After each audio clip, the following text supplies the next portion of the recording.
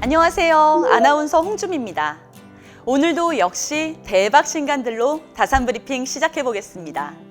기대는 당연히 하셔도 좋습니다. 2012년에 대박이 났던 길 위에서 하버드까지 기억하시나요? 길 위에서 하버드까지 10만 부 기념 에디션이 출간됐습니다. 이 책은 15살부터 거리에서 생활하다 하버드에 입학한 한 소녀의 감동 실화인데요. 이 글의 주인공 리즈 머리는 1980년 뉴욕 빈민가에서 마약 중독자 부모 사이에서 자라며 고통에 가까운 굶주림과 늘 악취가 진동하는 집에서 어린 시절을 보냅니다. 하지만 그녀는 엄마 아빠를 원망하는 대신 중독에서 빠져나오지 못하는 엄마를 자신이 지켜주고 이해해야 한다고 믿었습니다. 부모님이 자신을 사랑한다는 사실 또한 잊지 않았죠. 그러나 엄마가 에이즈에 걸리면서 가족들은 뿔뿔이 흩어지고 15살이 되던 해에는 아버지마저 보호시설로 보내지며 결국 거리에 나앉게 됩니다.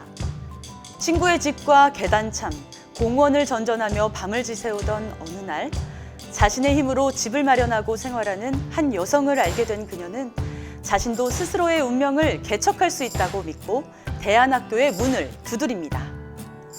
대안학교 선생님들은 가난과 방황은 그녀의 탓이 아니라는 사실을 일깨워주죠. 자신과의 힘겨운 싸움 끝에 고등학교 4년 과정을 2년에 걸쳐 끝마친 그녀는 뉴욕타임스 장학금을 받고 당당히 하버드 대학에 입학합니다. 그녀는 말합니다. 아무것도 남은 것 없는 자신에게 인생을 바꿀 수 있는 단 하나의 방법은 배움뿐이었다고. 오바마와 오프라 윈프리의 추천을 받고 영화로도 제작된 이 책. 테드 강연과 마이크로소프트, 코카콜라 등 유수 기업과 대학에서 여전히 많은 사람들에게 영감을 주고 있는 리즈 머리의 진솔한 삶의 이야기를 길 위에서 하버드까지 해서 만나보세요. 네, 이번 신간은 깊은 의미가 있는 소설을 소개해 드릴게요. 바로 부서졌다면 쉬어가세요. 벙커라는 책입니다. 갈 곳이 없어졌을 때, 가장 안전해야 할 곳에서도 환영받지 못할 때 우리는 어디로 갈 수 있을까요? 그 막막한 순간 내게 문을 열어주는 공간이 있다면 어떨까요? 부서졌다면 쉬어가세요. 벙커는 오갈 데 없어진 한 소년의 자리에서 이야기가 시작됩니다. 어느 여름날 벌어진 사건으로 주인공은 순식간에 모범생이자 학교폭력의 피해자에서 가해자가 됩니다. 손댈 수 없게 거대해진 사건 앞에서 막막했던 소년에게 이상한 메시지 하나가 도착하고 그는 지푸라기라도 쥐는 심정으로 메시지가 시키는 대로 한강으로 갑니다. 그곳에는 아무도 없었습니다. 속았다 생각하는 찰나 상상도 못했던 길이 소년의 눈앞에 펼쳐지기 시작합니다. 한강대교 아래 아무도 모르게 숨겨져 있던 벙커를 발견하게 된 것이죠. 청소년기는 그 어느 때보다 외로운 시기일지도 모릅니다. 아직 나도 내가 누군지 잘 모르는데 학교에서도 가정에서도 나를 그대로 받아들이기보다는 교정하려고 합니다. 아몬드와 완드기를 배출한 창비 청소년 문학상을 수상한 추정경 작가의 통찰이 이런 청소년들의 외로움과 폭력의 악순환, 그리고 그들에게 절박한 휴식을 흥미진진하게 포착합니다. 소설이라고 보기보다는 아직도 이런 사회적인 문제가 많거든요. 무언가 깊은 생각을 하게 만드는 소설 같습니다. 지금까지 신간, 부서졌다면 쉬어가세요. 벙커였습니다. 네, 다음 신간은 저자분 이야기가 독특한데요. 바로 작가는 처음이라입니다. 결혼 16년 차, 중학교 1학년 자녀를 둔 아빠이자 20년째 일을 하고 있는 평범한 직장인이었습니다.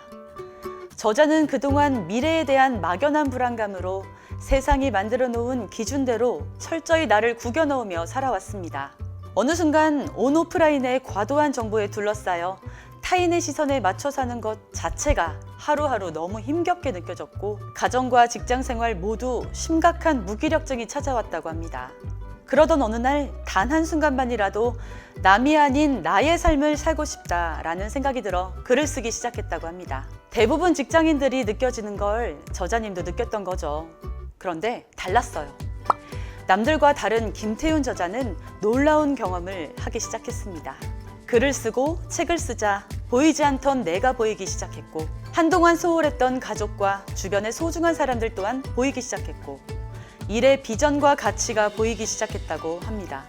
회사 동료와의 관계도 좋아지고 직장 생활에 다시 활력이 불기 시작했습니다. 이 책 작가는 처음이라의 저자는 40을 넘은 평범한 회사원이었고 그런 그가 2년 만에 6권의 책을 계약하며 팔리는 글을 쓰는 작가가 된 비결은 무엇일까요? 저자는 나 같은 평범한 사람이 시행착오를 덜 겪으면서 초단기 기간에 책을 쓸 수 있도록 도와주겠노라 결심하고 이 책에 평범한 이야기도 팔리는 책이 되는 비결을 모두 공개하겠다고 합니다. 내 얘기가 책이 되겠어? 라고 지금도 나 자신을 의심하고 있다면 이 책을 통해 자신만의 이야기로 베스트셀러가 되는 인생의 변곡점이 되어줄 겁니다. 저자와 같은 생각 속에서 살고 계시는 분들이라면 정말 이 책을 추천해 드릴게요.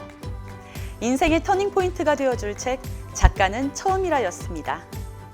역사책은 재미있고 보고 나면 무언가 얻어지는 게 많죠.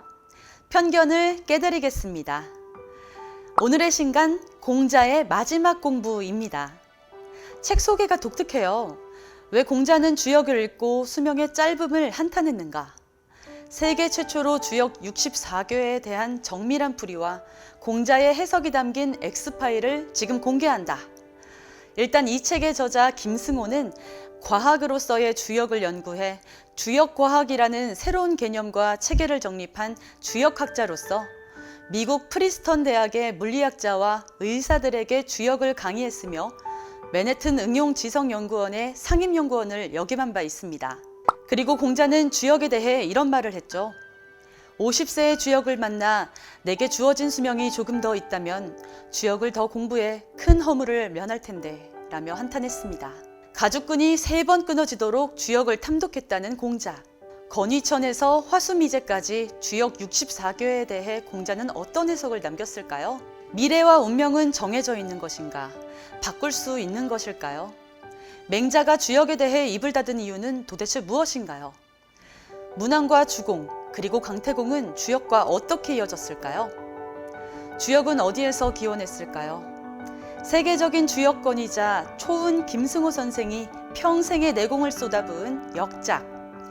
세계 최초로 주역 64교에 대한 정밀한 풀이와 공자의 해석이 담긴 X파일, 이 책에 담겨 있습니다. 지금까지 신간 공자의 마지막 공부였습니다. 오늘의 신간 소개 어떠셨나요? 모든 분들에게 좋은 정보, 인생책을 만난 시간이 되셨으면 좋겠습니다. 다음 이 시간에 더 좋은 신간으로 또 뵙겠습니다. 고맙습니다.